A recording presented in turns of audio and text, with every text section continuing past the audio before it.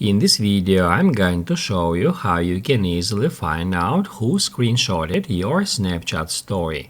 Be sure to watch the video to the very end so you don't make any mistakes. Let's get started, guys, and first stop, open up Snapchat app and then tap right here at your profile picture to head over to your Snapchat profile page.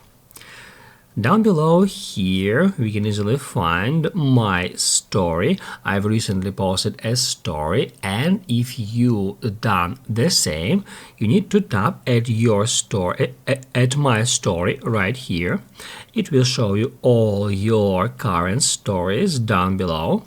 And then, first off, we need to tap at a story in that way. Here is my camera, and that's where we can easily check who viewed and who screenshotted our story.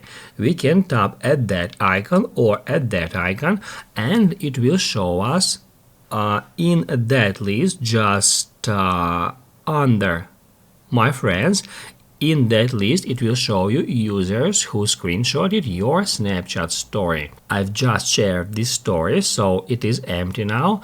However, if any user has screenshotted your story, you can easily see it right here in that list.